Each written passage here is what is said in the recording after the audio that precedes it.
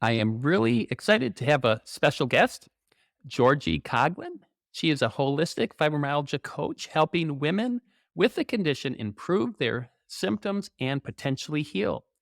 Diagnosed with fibromyalgia herself in 2003, spent years struggling to manage symptoms and unable to find useful advice for healing from mainstream medicine. Eventually taking responsibility for her own health, she found information and support that led to her recovery and return to abundant health and vitality.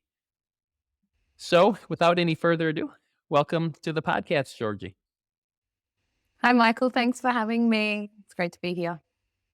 And awesome to have you. And it's halfway around the world. So it's neat with the modern technology to be able to finally connect. You're in a subtropical rainforest. So you were saying you had to get a better microphone so it wouldn't record the wildlife. It might add an actual ambiance to having Yeah.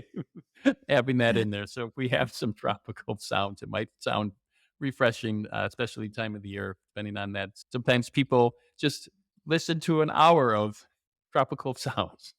Yeah, indeed. And look, to be honest, I used to live in the middle of Sydney and realized after about a decade that was not conducive to the state of health that I was seeking. And so I moved to Byron Bay, which is very well known in Australia for being a place to relax and a bit of a healing mecca, living amongst the forest and surrounded by gardens is definitely one of the many strategies that I've used to improve my health over the years. Awesome. We Yeah. got a chance to connect through one of the Fibromyalgia Facebook groups, and also you had put a blog up in February 2024, and the title is Why the Biopsychosocial Model is Essential for Effective Fibromyalgia Treatment. And I do want to get into your story because I think hearing Mm. people's stories is so helpful, validating, and everybody's got their own unique circumstances, but there also are some common patterns that often occur. But uh, can you talk a little bit about the blog article that we'll have a link to that? But generally, can you talk a little bit about that? Yeah. The biopsychosocial model of health we're looking at in contrast to the standard medical model, which most of us in developed countries are engaging with. And that's a model where you go to the doctor, hopefully has all of the answers and hopefully has a pill or a surgery or some intervention that is easy for you to digest and get better. And we all know that model works really well for certain things, for diseases and injuries that are well understood. But for complex chronic conditions like fibromyalgia or ME/CFS, autoimmune conditions, um, any of us that are experiencing those conditions know that most doctors within the standard medical system don't really know how to tackle the problem. And I think part of that is due to a lack of funding historically. So I definitely think that's an area that needs to be addressed so we can better understand the biomechanics of what's going on with these conditions. But that standard medical model sort of reduces the body down to individual parts and how they function. And doctors often branch off into specialties, and that's great in giving them expertise, but then the tunnel vision gets tighter and tighter in how they view the body. The biopsychosocial model zooms out in the other direction. Not only is it considering all of the different body systems and how they relate to each other, but it then goes further to incorporate how the psychology of the individual has an impact on the physical body, and then also how the environment is impacting. So the environment could be, the social, biopsychosocial. The social is, your social context. So it could be the family dynamics with which you live in, the culture with which you live in. There could be stereotypes that exist in the culture that have an impact on your stress levels, for example, if you're part of a disadvantaged minority. So the biopsychosocial model, tries to incorporate all of those influences when assessing somebody's state of wellness. one of the first lines in your blog is talking about you make an appointment with your doctor knowing there is something that needs attention. You feel terrible and you're struggling to cope. As you get close to the appointment time, you feel a mixture of hopelessness and fear. You hope that your doctor will be sympathetic and caring and really try to find out what's going on. Maybe this time they'll find something, but you're also afraid because so many times before you felt dismissed, judged, and neglected following your appointments. You walk away feeling hopeless, helpless, and dejected. Sound familiar? That was my experience for at least 10 years after my diagnosis. Yeah, and it was hard. It was really hard. As I said, I knew something was wrong. And once I'd been given, I was diagnosed with fibromyalgia very quickly and very early, which is not most people's experience. And I know that a lot of people find relief in that diagnosis, and I think it could be useful. But my experience was once I had the fibromyalgia label placed on my medical record, every symptom that I presented to a doctor with was just written off as fibromyalgia.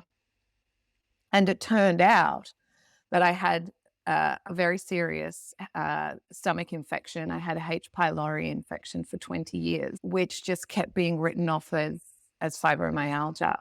And so that was what I experienced. And I now worry that's what so many other people are experiencing, is that there are actually disorders, dysfunction, potentially other diseases that are at play with the biology plus the psychology and the environment and the social situations. And people aren't being taken seriously, and doctors within the current model's not set up to approach illness or wellness in this complex way.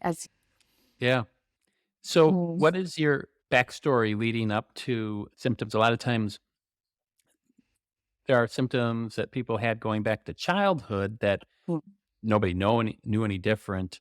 mm, Maybe it could have been stomach aches or mm. growing pains or headaches or other things. But how far back do you recall having any potential early or partial symptoms of fibromyalgia?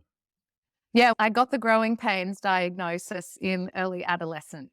I heard you talking about that on another podcast that I was listening to. And I was like, that's probably the earliest thing I remember is the growing pains in the legs. And yeah, then through my teens, it developed into a chronic backache, shoulder ache, neck ache. And during those years of being at school, carrying a heavy backpack, sitting down all day, I just thought it was a postural ergonomic thing, and so ignored it for as long as I could. And then in around my very early 20s, I was getting a massage, and the masseuse was just shocked when she touched my body. She was like, I've never seen a body your age in this state. You need to go and see a doctor. This is not normal. You know, that she could feel the trigger points and just the amount of tension that was in my muscles. And yeah, my GP referred me to a rheumatologist quite quickly. And initially, actually, I got a lupus diagnosis and started taking Plaquenil. And the markers for that normalized very quickly, but it didn't change my symptoms. It was a couple of years later that I got the fibromyalgia diagnosis. But just going back through my teen years, what I've been able to piece together as the progression of my story, it started with stress. I was bullied in high school. And so I can look back now and realize that every morning I would wake up and my anxiety would go through the roof because I knew I had to catch the bus to school, and there was a perceived threat every day. And at that age, social inclusion is such an important part of that time of your life. And so that chronic state of stress really set in adolescence. And two of the coping mechanisms that I turned to was smoking tobacco and smoking cannabis. And I've since discovered that I'm allergic to nightshades. So smoking tobacco, which is a nightshade, was not a good idea. It's never a good idea. And so I think that those two factors were contributing to my pain. And what the smoking marijuana also created was a lot of dissociation. So I didn't know how to stay present with the sensations and the feelings in my body and regulate my nervous system when I was stressed and anxious. My coping mechanism was to stimulate and dissociate. And that pattern got set up in my teenage years, and I carried that into adulthood with me. And so it was a maladaptive response to stress. And so for many years, all of the stress that I was going through was, in a way, getting stored in my body. I wasn't feeling it out. I wasn't letting it out. I was storing it because I didn't have the tools and the strategies to deal with it in a healthy way. And I think that for a lot of people, when you look at history, there is a lot more bullying that somebody was often a victim of. Sometimes they may have at times been partaking it in both ways too, but it's not fun to think about that tenuous social interaction during the day and the threat and how much of that was part of how your brain interprets situations. As somebody who's growing and maturing and realized, I had a patient of mine who shared in a couple months ago that she had a bully. And it's often when you ask the questions, when you're taking the history, I say, have you ever been through high stress situations? Have you ever were bullied as a kid? And it's almost the exception when there wasn't some kind of high stress of bullying or even sexual abuse or more intense things from neighbors or relatives, etc. And so she showed me on a second visit a picture of this bully. And in the movies, the bully is this big, broad, tall, towering giant. And then it was this class picture and this cute little girl with pigtails. Yeah.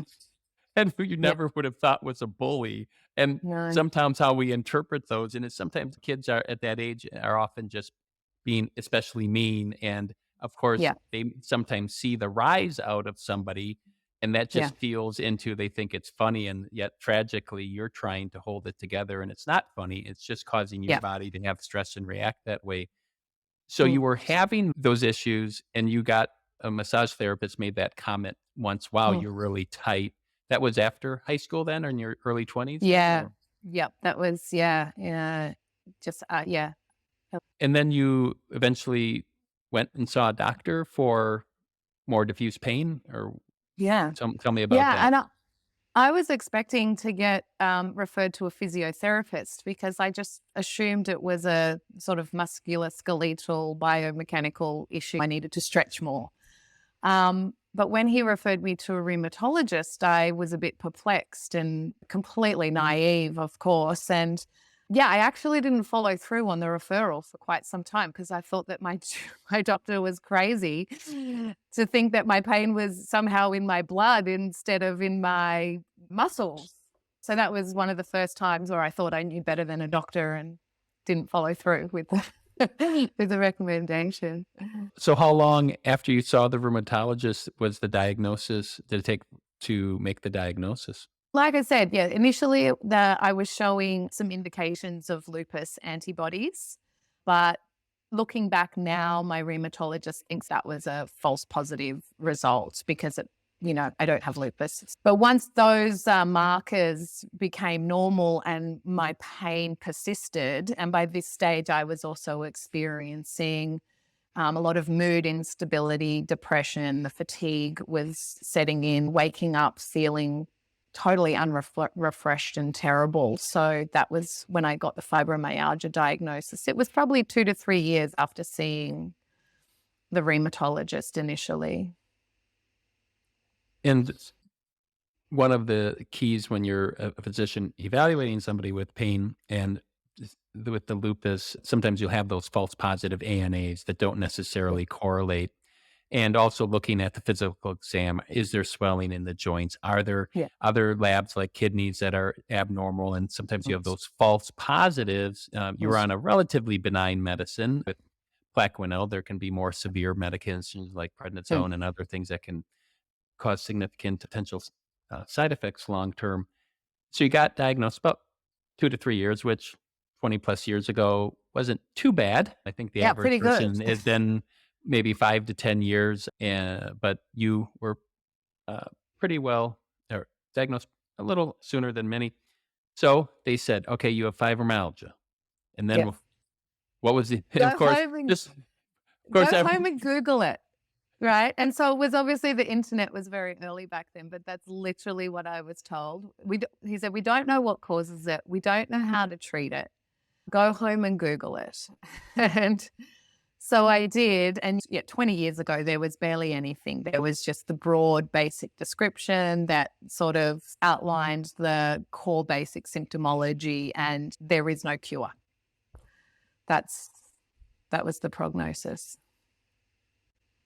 and what did that leave you feeling as a patient? I think the other thing my rheumatologist had said is you'll just have to wait until we figure it out and have a medication for you. And I think I had a naive optimism in medical science back then. And I assumed that was bound to be just around the corner. And so I didn't worry about it too much because I literally thought maybe next appointment I'll go and the magic pill will have arrived and I'll be able to get on with my life. Unfortunately, that magic pill wasn't right around the corner, at least for a couple No. years. When you look Yeah. at, there were a couple medications in the 2007, 2009 time with Mm. duloxetine and the pregabalin or Lyrica that were approved.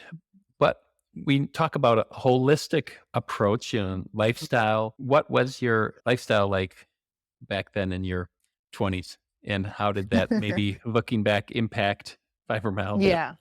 In my early 20s, I was at university getting a degree in interior design.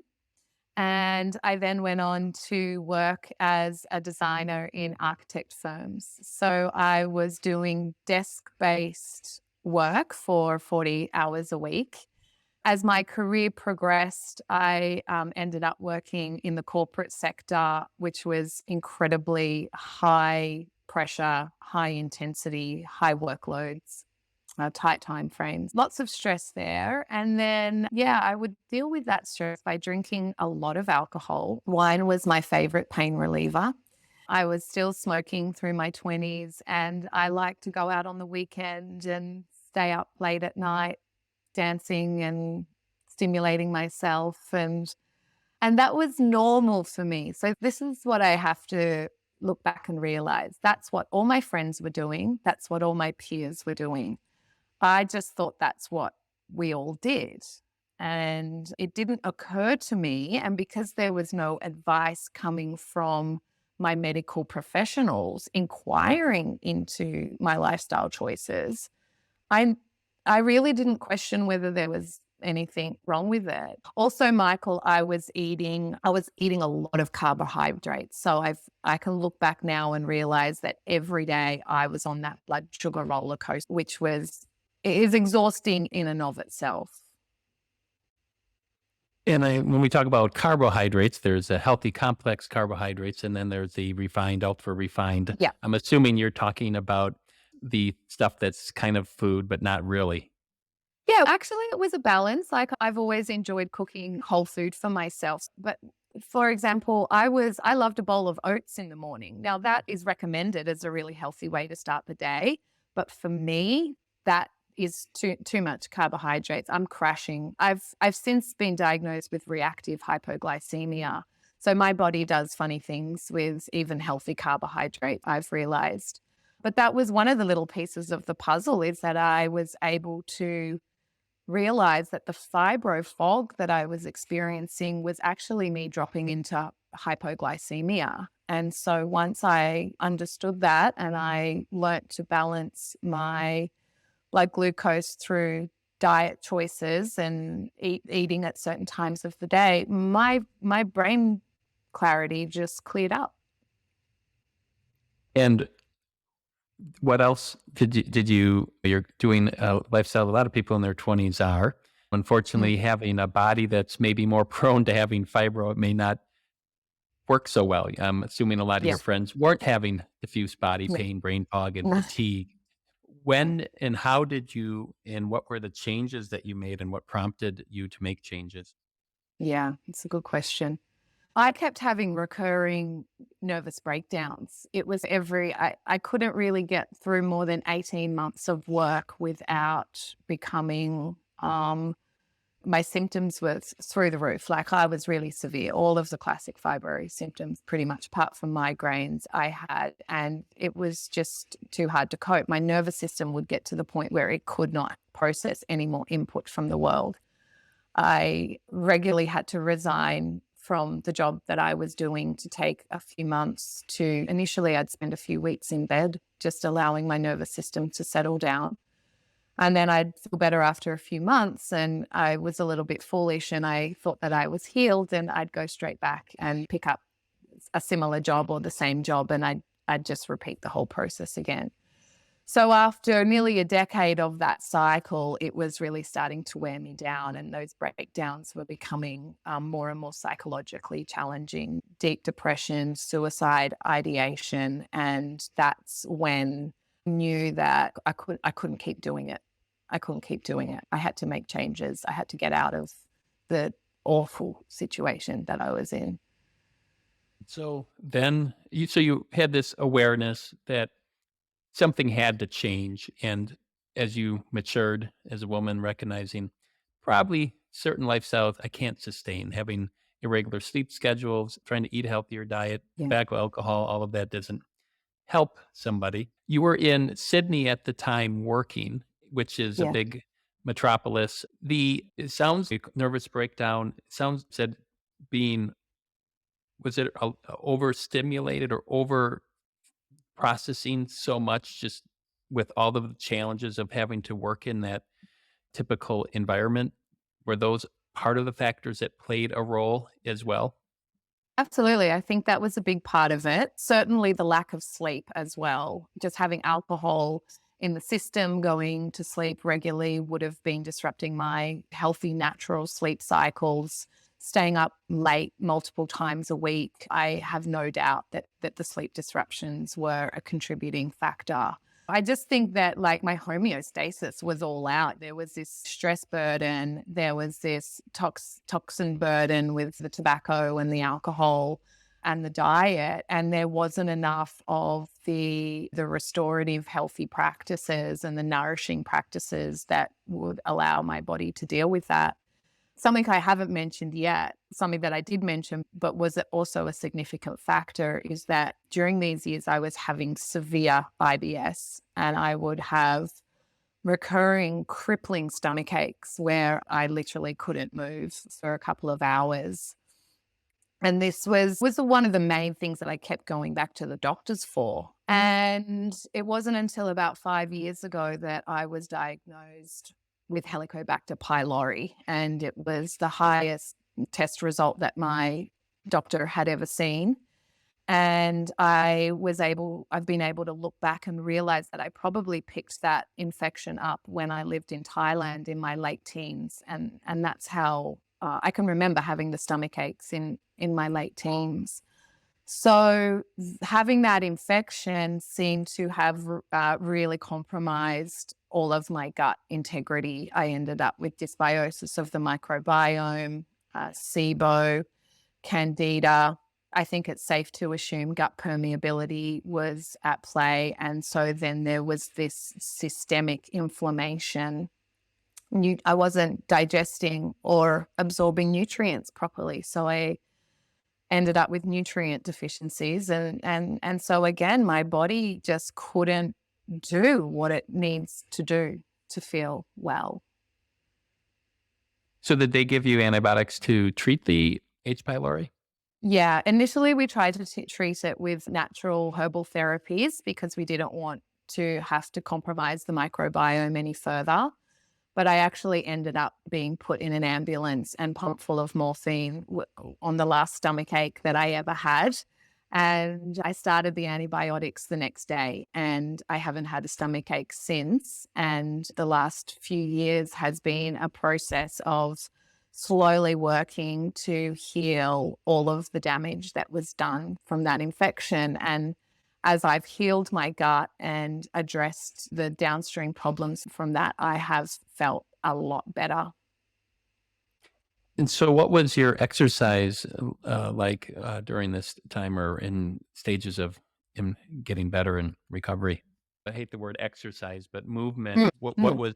I'm guessing that was part of the process. And I think one other thing, even before we get into that, is this is a tricky thing. Like I talk about in the book, and also just in general, is that when somebody is having pain or a symptom, there are multiple things that can cause it, and just because somebody has IBS, it doesn't mean they can't get cancer or also have inflammatory bowel disease or have H. pylori, which isn't especially common. But when you look back, oh, I was likely, you likely caught it when you were in Thailand and Mm. didn't know you had the symptoms, and they can overlap. And just because somebody has classic migraines doesn't mean they can't have a brain tumor. So you always have to be careful in making Exactly. sure that not everything gets, that you're not missing. So it keeps you on your toes as a physician to try to be checking these things out. So that was helpful in getting that recognized. And it sounds, you said IBS, probably were some IBS symptoms overlapping with that.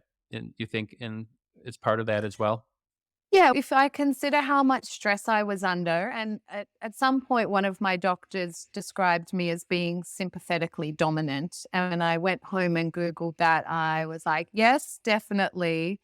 Given that my nervous system was in this near constant state of hypoarousal, it's no surprise that my digestion wouldn't be optimal. And by the time we treated the H. pylori, I'd already made some pretty drastic lifestyle changes. I had cut right back from work. I was working to downregulate my nervous system. And so it's probably fair to say that they were both having an impact on my gut health and yeah, So on the improvement. what do you mean by being sympathetically hyper aroused?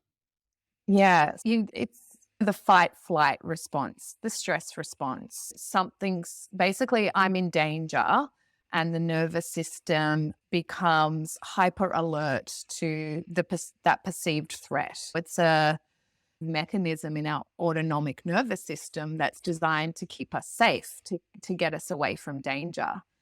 And traditionally, that danger may have been an animal that could eat you, the classic tiger in the forest analogy, or perhaps a natural disaster that required you to flee to safety quickly. But the by design, that stress response is only supposed to happen for short periods of time, and then the nervous system settles back down to a baseline. But under states of chronic stress and in our modern day life, there's so many perceived stresses that are just always on, whether it's work or email or financial stress, threatening environments, dangerous relationships, all of these sorts of things can keep the nervous system in that constant state of fight or flight. And it's energetically very draining, and it takes the resources in the body away from things like digestion, away from cellular repair. It makes sleep very difficult. So this is one of the contributing factors for some people with fibromyalgia that have difficulty sleeping. It's because their nervous systems are in this state of hyperarousal, and the body doesn't want to fall asleep when it thinks it's in danger. Yeah. And that has its place and its moments. It's a protective thing, just like pain or anxiety are useful under appropriate circumstances. But when they're turned on in times where the perceived threat or the threat is perceived as being higher than it actually is. It's interesting is I'm learning more about the fibromyalgia that I didn't know. There's a lot of overlapping things, food, exercise, genetics, a lot of these factors, but we're finding that people who are more on the neurodivergent side, and that ends up covering things like commonly things like being on autistic or having ADHD, often have this hypersympathetic overdrive. They actually tend to be highly creative people and get into fields like design, interior, are often very Yes. creative.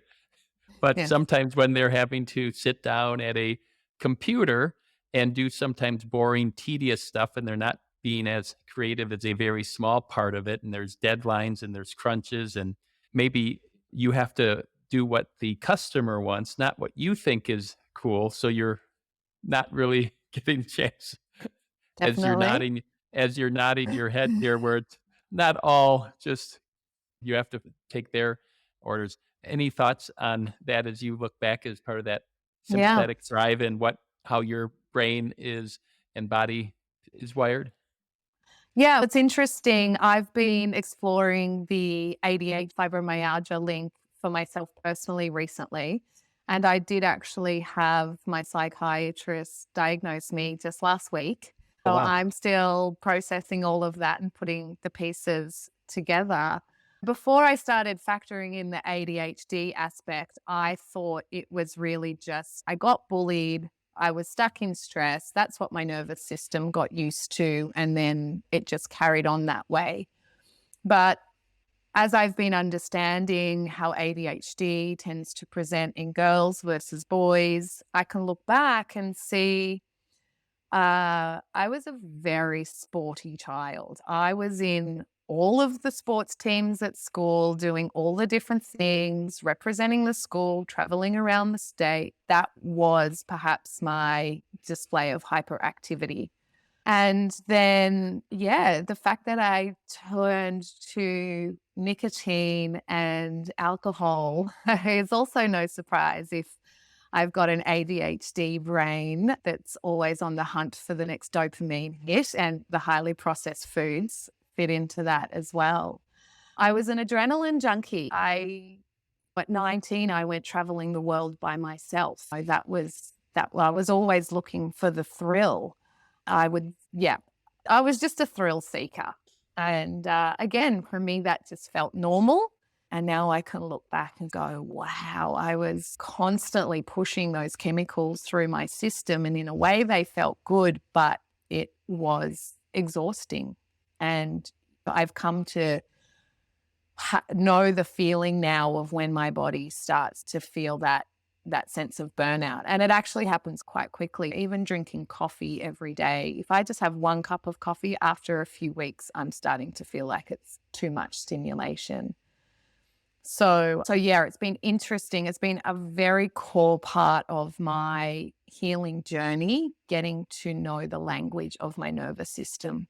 And not only learning it theoretically, and certainly through a trauma lens has been useful, but actually working with a somatic experiencing therapist who it's a beautiful therapy that very safely and gently guides you to experience your body and the way that your nervous system activates and deactivates, and really learning how to respond to that moment to moment. That has been really useful for me. Sounds somewhat like a biofeedback when or can you elaborate on that a little bit? Yeah, I haven't done biofeedback per se. So somatic experiencing it's a somatic based therapy, and therapists are really well trained in it. It's fantastic for trauma because historically we've tried to treat trauma with talk therapy is on cognitive behavior therapy, and the results just aren't very great. But more current sort of cutting edge trauma therapies, some of them are working with the body and working with the nervous system, which is really more where the trauma and the energy of the trauma is stuck. So in somatic experiencing, you have a little bit of talk therapy, and it also has aspects of mindfulness to it. So bringing your attention to certain parts of the body. And so in my early therapy sessions, when I was asked to feel into my body, I would always feel these big chunks of pain. My back hurts, my hip hurts. And that was where my attention was drawn to. And so my therapist would ask me if there was somewhere in my body that felt safe and that felt comfortable. And at first, everything from the neck down didn't feel safe and comfortable. So I'd put my attention in my ears or in my nostril. And I was like, oh, you just sit your attention there. So it was about finding some safety in a body. that is inherently difficult to be present with. And over time, you learn how to increase that sense of safety. And as the nervous system feels the safety, it can start to release some of the energy that's trapped in the nervous system. And for me, that came in the form of twitching and shaking. And I'd sit there in the session and I'd just allow my body to go into this natural shake, which is what animals do when you observe animals after they've had to flee for their life. They'll often go and lie under a tree and they'll shake the energy out. Interesting. Yeah. Yeah, but And it's all done very safely. So they hold you within what they call the window of tolerance. The therapists are very attuned to watching your body language and your nervous system to make sure that you're not re-traumatized by bringing up memories or having overwhelming sensations. They guide you in and out of safety and stress in a really well-managed way. is part of that also then through mindfulness, thinking of, okay, imagine you're at the waterfall, you're swimming and you're relaxing and you're feeling comfortable and maybe you don't notice the pain if you can Yeah. take yourself. Is that part of this as well? Yeah, so part of it is resourcing. So learning what your safety resources are. For example, I was often invited to imagine someone or some people who are safe, supportive people in my life, and I would imagine that they were standing with me there in this therapy session. So it could be people, it could be places, it could be objects. And so, yeah, it's building internal resources to help us regulate our nervous systems. And it could be a pet. A lot of, Definitely. For many you know, people, it's a what impact does that have in going through that? It was huge. It allowed me to see how many of the choices I was making in my life were contributing to this chronic state of stress. Like I said, like thrill-seeking behaviors, moving around a lot. I love to travel at the last moment and book a flight for the next day just to like ramp up the excitement and things like that. I was also getting involved in relationships that did not actually feel safe. There was a layer of threat there on some level. Oh, this person's a bit edgy, a bit cool, a bit dangerous.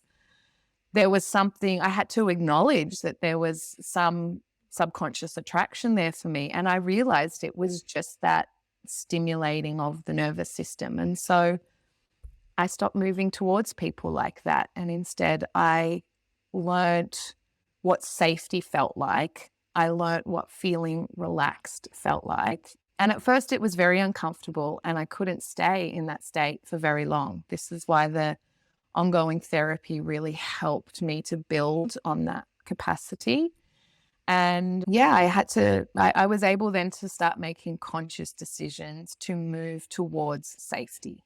Where do I choose to live? What job do I choose to do? What behaviors am I going to choose to engage in? Yeah, who do I want to surround myself with? And these days it's all based on a sense of safety and calmness. And as you move that direction, what impact did that have on your fibromyalgia symptoms? Certainly the intensity of everything settled down. I had hopes that if I healed my trauma and regulated my nervous system, that all the problems would go away. And unfortunately, it wasn't that simple because it's a complex condition and there are many other factors. But what it did do from a more regulated place where I had much more connection to my body, it meant that I had a lot more cognitive capacity for creative and focused thinking because I wasn't in this manic state of stress all of the time. At that point, I was able to, like, my attitude towards healing and finding the resources I needed to heal were increased. There was this sense of deep self-respect, deep self-love, and deep self-care. And from that place of regulation, I could really say there is still something wrong on a biomedical level that needs addressing. And I need to find the medical professionals who are safe and who are supportive that will help me figure this out. And so that was then the next stage of the journey. Yeah. So then you did find some medical providers that helped you on that journey? Yeah. So along the way, I started working with integrative and functional doctors who just seemed to have some additional knowledge and additional skills, and would utilize testing that is outside of the Australian Medicare system. We've exhausted what we could understand testing that was covered by Medicare. And so with the functional doctors, they use independent labs and do different types of testing, which I had to start paying for. And at this stage, that was something that I was willing to do. What I got into the practice of doing is researching the doctors in my area for whatever I needed. If I needed a psychologist or if I needed a GP or a naturopath. Most doctors and medical professionals these days have websites.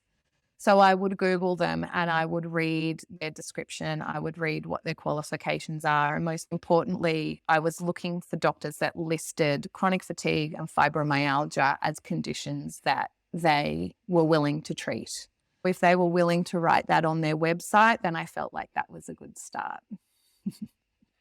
Yeah, I know that many physicians do not want to put it on their website because they don't want those patients. I did an episode recently about the most least prestigious medical Mm, conditions. And I don't know if you got a chance to listen, but mm, fibromyalgia has been continually at the bottom, the rock bottom of the list of prestigious conditions. yeah. Medical students and physicians, as far as surveys, at least a study done out of Norway, which probably applies to much of the Western medicine world, which is sad. And that's why I try to do the best of bridging the medical model with the lifestyle medicine and trying to bring a multifaceted understanding and approach, something that's really complex.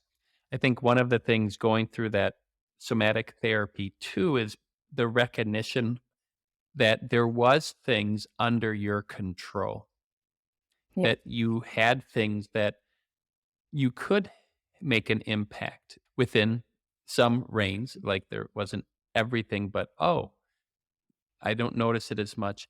For many people, it's changing the environment, right? Moving, different lifestyle, finding a job that is more aligned and less incongruent with your optimal living. And so that's a start, right? To Mm. know there is some control when it often seems like there is no control. Yes. Yes. And I also like to acknowledge that I realize that for some people, they are limited with their choice. There are financial limitations. Some people are bound to certain environments because of their family members or a partner's job or something like that. I was single. I have no children. I had just enough financial resources to be able to make these healthy decisions for myself at the times when I needed to. And I realized that there's a certain privilege in that. And so what I try and do as a coach is help people to identify those things in their life that are within their control or within their influence, and try and develop the capacity to make healthy choices around those things.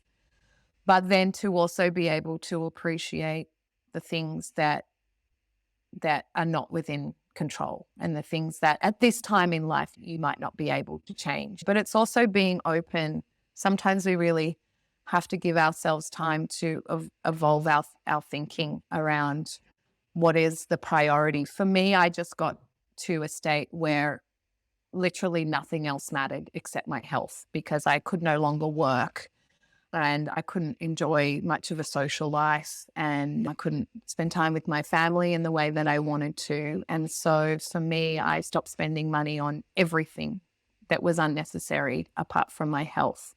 And I was willing to make drastic changes in order to feel better. But it was a process. In my 20s, I wasn't really willing and ready to make those sacrifices. And I didn't understand also that I had those options. On your website, you talk about your journey to the present where you're relatively symptom-free. So if I was assessed for fibromyalgia today by a doctor, I would not meet the criteria. I live with no pain, I've said it to a few friends this week in amazement. And I was with my doctor and naturopath yesterday, and I was like, pain is not something I have to deal with anymore. No, that's not the right language. It's not something I experience on a daily basis, but there are many things that I'm doing to manage that. I discovered along the way that there were a number of foods that were creating chronic inflammation in my body, gluten being one of them. If I was eating gluten every day, I'd be in pain. If I wasn't sleeping properly every day, I'd be in pain. If I wasn't exercising and moving most days, I'd have some level of pain. If I took up smoking again tomorrow, for sure, I'd be in pain. So I've figured out my triggers. That's the thing. I figured out my triggers. I avoid them most of the time. If I want to eat a piece of birthday cake filled with flour, then I know I'm going to be in pain for 2 days. And sometimes that's worth it, but most of the time it's not. I'm still managing like some fatigue issues. So I feel like my energy is at about 80% at the moment. With this recent ADHD thing, I'm looking to optimize my cognitive function and my ability to focus, which I think is a pretty common problem in the world today. Yeah, and I feel like I'm on the final stages of healing my gut. I've been working with a fantastic nutritionist who specializes in microbiome research. So we're still trying to make sure that my gut is in perfect working order. How did you get to the diagnosis of ADHD, or how did that happen? Yeah. Was that you and self awareness, or a savvy psychiatrist who brought it up, or how did that? It's an interesting story, Michael. A few years ago, I was still having major problems with my mood. I was having like quite bad depressive episodes that didn't relate to my environment and my life circumstances. So I definitely felt like there was some internal chemistry that was creating problems. My GP was nervous to give me any antidepressants because I had tried Cymbalta back in my 20s and I had severe side effects to it, dangerous side effects to it. So he referred me on to my now psychiatrist, who assessed me for 12 months. This is going back 2 years ago. And apparently he diagnosed me with ADHD, and I wasn't paying attention because I missed the I still don't know how that happened. But then last year, I was feeling so good symptom-wise that I started to return to work. I hadn't been working. I hadn't been able to work for a number of years. And I've got this coaching business that I've been waiting to be able to put my full energy into. So I started doing that last year. First time entrepreneur, sitting at home working by myself, starting to notice that I wasn't able to concentrate on the tasks that I was setting for myself. And at first I just thought it's just everyday lack of focus. Social media technology is changing our brains. But the more I tried to focus, the more I realized that some days my brain, I would sit down and write my to-do list, and I had every intention of working my way through it. And 8 hours later, nothing was ticked off, and I had been staring at the screen and hyper-focusing on something completely different. And so that's when I started to listen to a bit of the ADHD stuff and listen to some podcasts and join some Facebook groups and started to recognize aspects of myself in the symptomology. And I'd say I'm not like full blown. There's a lot of classic ADHD things that I don't have a problem with. But that's when I thought it was probably worth going back to my psychiatrist to explore the issue. And he just said, yeah, I told you that years ago. Yeah. So, what is your psychiatrist plan for treating that? So he had actually sent me away with a bottle of dexamphetamine 2 years ago, which I instinctively didn't think was right for me. I've just explained to you that I had spent many years calming my nervous system down and trying to get myself off stimulating addictions. And I didn't think that taking dexamphetamine every day was the right solution. So the bottle sat in my drawer for 2 years.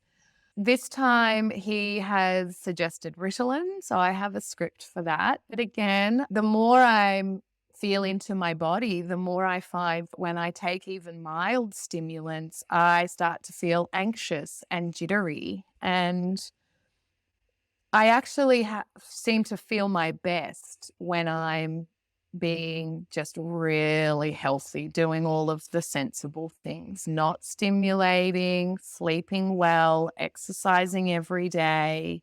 If I can maintain that, then everything else falls into place. And what I have found is that I can maintain that discipline for a few weeks, maybe a couple of months, and then it all falls apart. Like there's a certain amount of energy that it takes just to maintain the discipline, but the discipline gives me good energy. So that's what I'm feeling into and exploring at the moment. And also trying to figure out why it is that the stimulation actually makes me feel sick. So I'm working with my doctor and my naturopath just to have another look at the biology, mineral levels, nutrient levels, making sure that my adrenal glands have all of the things that they need to, produce those chemicals that help me focus. Do you know what some of the connections are with ADHD and fibro, and what the impact treating with stimulants, the medical stimulants, as Mm. opposed to on the impact of fibromyalgia, chronic fatigue syndrome, chronic pain syndromes? Are you aware of any of those I've read a connections? little bit of it. I've been listening to some of your podcasts this week. So yeah, I'm aware that there are cases where the fibro and fatigue symptoms settle right down with the stimulant. So I'm aware that that's, So yeah. it's a classic paradox where a parent says, in a stereotypical hyperactive boy, like, why am I going to give Johnny a stimulant? He's already hyper enough. And Yeah. it's actually doesn't make you more hyper. It actually helps you Mhm. filter out Mm. those unnecessary distractions and be able to focus on things that aren't as interesting. And I think I did an interview with Tamara Rozier on Your Brain's Not Broken. And she talks about the solid grid, and the bane of Mm. existence for people who have ADHD are she has four groups of things. You have the fun and not fun, and emotionally stimulating and not emotionally stimulating things. And the really tough thing are the things that are not fun and they're not emotionally stimulating. So the to-do list, and the things that become emotionally stimulating that are not fun are the things that, how can something be not fun and emotionally stimulating is now your fear and shame of, oh, you need to get it done. There's a deadline. You have to get this out. So I'm going to use fear and shame Yes. to get that done. That's the red. That's exhausting to live like Yes. that. Blue Yes. things, she calls blue things, are things that are fun, but not emotionally stimulating. And that's usually going on your phone. It's like a Yes. Video pacifier. game. It's not mother's milk. You're sucking on a pacifier. It's just calming you down, but it's not really a long sustaining nutrient. And then there are the green things. They're the things that are fun and positively emotionally stimulating. And that would be like if you were doing your job, when you could be creative and do those things that That's you right. like, when you're playing music, if you're Mm. dancing, if you're going for a hike outside and doing those positive things. The problem is, if a lot of is we have, unfortunately, we still have yellow things to do, and Yeah. those things that are tedious and fun, and that can be Yeah. actually exhausting. And part of Yeah. the fatigue we're finding with chronic fatigue, and there was studies looking at POTS in Australia years ago in early 2000s showing some benefit. with some of those fatigue and other Yeah. symptoms and dysregulation. So it's probably Mm. actually worth exploring. Yeah. I'm not your doctor, but it sounds like Yeah. you have a good doctor recognizing that. Yes. Yes. And I think there's some unnecessary fear. Most often, people, when they do get diagnosed and they get treated and they get the right medication, and there's relief and then there's grief, like, oh, shoot, I wish I would have Yeah. known this a long time ago. And you Yeah. still want to implement those other healthy things, but you don't have Yeah. that hanging over. But I think there is that. And it's good that you at least have a physician that is aware of that in adults. It's funny, like, he made a diagnosis years ago. Wasn't aware of that. And sometimes that is a different paradigm shift. Sometimes we say, I don't have it bad or this. It's just, to me, it's a difference in how the brain operates. There's a lot of great things Yeah. that involve this, a lot of great inventors and entrepreneurs and all of these great Absolutely. people, but and they can do great if they hire people to do all of their yellow Yes. and red stuff. Yes. Unfortunately, you're a one woman show probably Yeah. in your business. You're not, you have to do the yellow and Right. the red and the blue and the That's right. green, and and you can push the yellow off for a while, but then I gotta eventually do it, right? And That, that's not the that's exactly right. And I've heard you talk about that in some of the podcasts and really acknowledging that, yes, like I'm really good with, I love hyper focusing on the fibromyalgia research. Once I decided I needed to get myself better, I've pretty much hyper focused on fibromyalgia for the last 10 years. I can look back and see how my ADHD brain locked into that and how well it served me for my own healing journey. But now I'm able to offer that in service of everybody else in the fibromyalgia community and try and share what I've learned. But yes, ideally, I'd be the creative director of the company and I'd be outsourcing a lot of the tasks to other people. But as a first time entrepreneur, part of that journey is doing it all yourself. And yeah, look, I do feel like the work that I've done regulating my nervous system, my blood sugar, getting my body to a point where I can now exercise every day really helps with my concentration. And my body doesn't get as restless. I try and do a big hit of exercise first thing in the morning before I ask my body to please sit down and be still for 8 hours. Um, and that also gets the blood. I do have a bit of orthostatic intolerance and POTS. The exercise that I'm able to do helps to get that blood flow, get the oxygen into my brain, which seems to help with the focus. So yeah, I found some great online support groups with ADHD where people share all of their lifestyle tips and tricks to help manage all of the things that we have to deal with. So that's been great as well.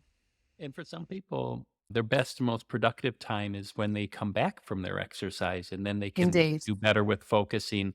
Unfortunately, not everybody has that, and often it's not to the full extent you might get with that.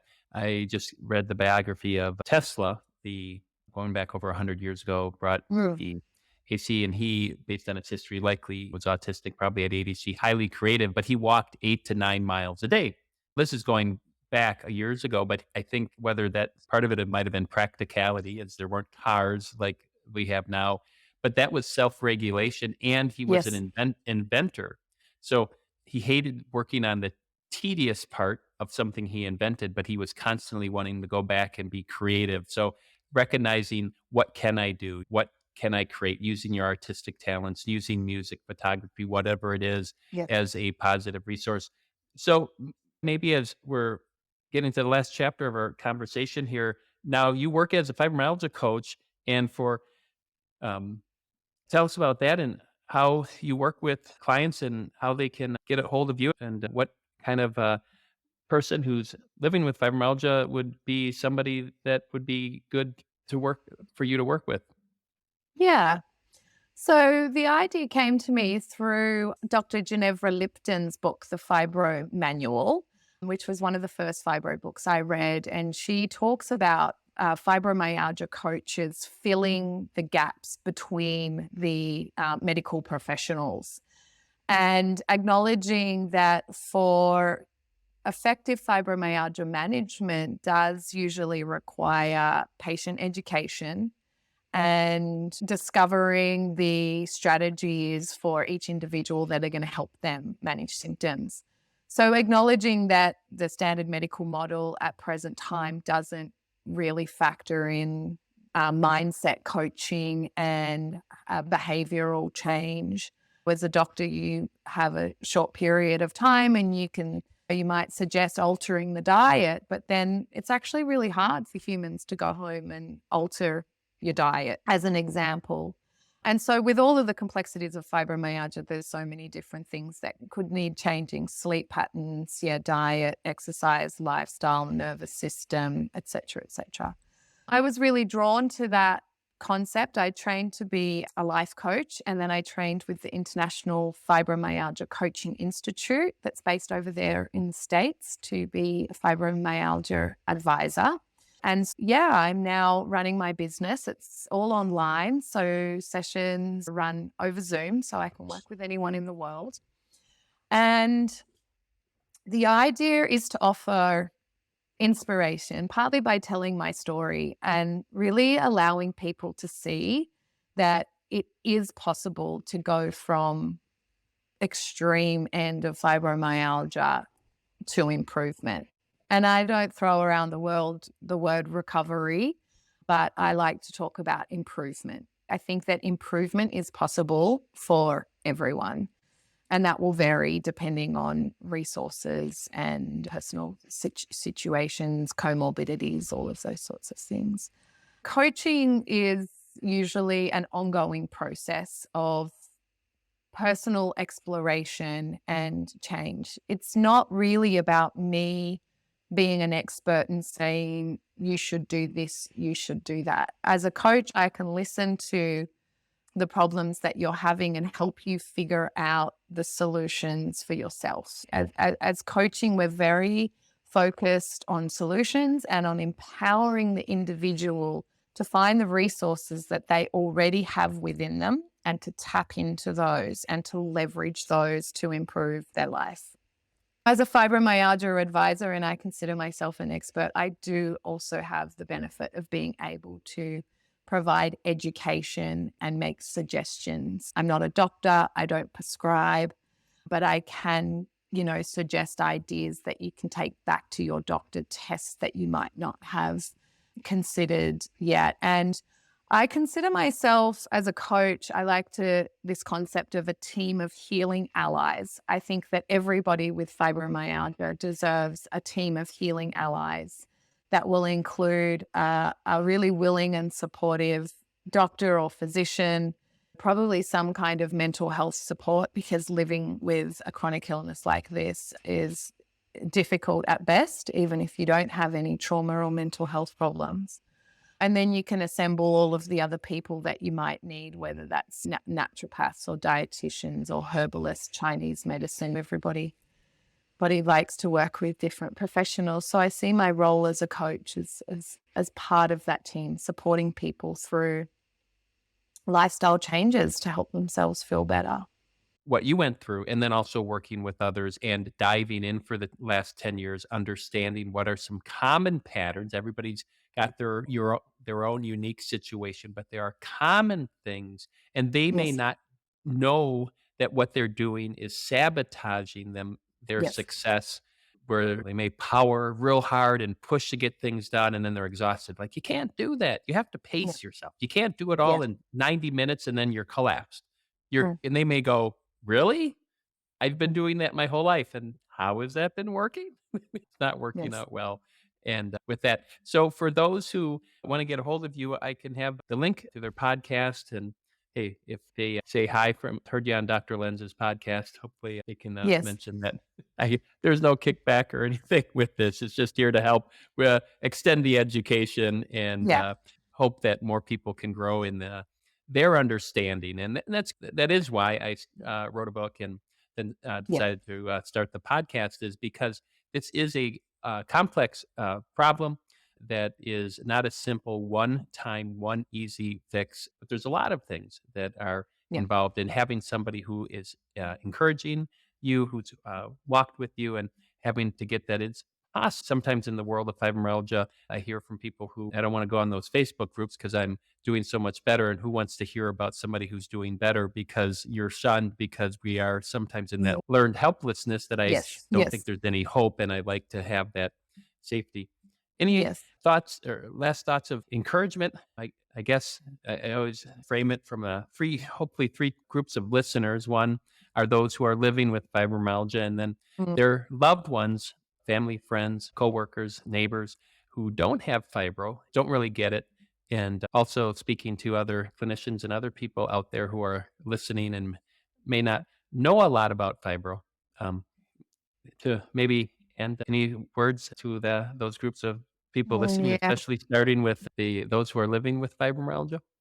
There's so many different things that I would love to say, and a lot of that is documented on my website, my social media. This is what I talk about all the time. But there's one thing that I like to point out, and that's remembering the placebo effect. The placebo effect is so highly recognized in medical science that it's controlled for in the highest quality studies, which is evidence that what we think impacts our physical biology. My biggest problem with the fibromyalgia situation globally is this concept that there is no cure. It's such a definite statement, and I see all the time in the community that people really internalize that. And I think that's sad, and I think it's a problem. Like I said, I'm not selling cures and I'm not selling recovery, but I think we have to get into the gray space in between where we can acknowledge, like you do so well, Michael, that this is a complex medical condition. It's valid. So what patients are going through is very real. It needs to be taken very seriously. It's psychologically distressing to the extreme, but there is no quick fix pill in any case that I know.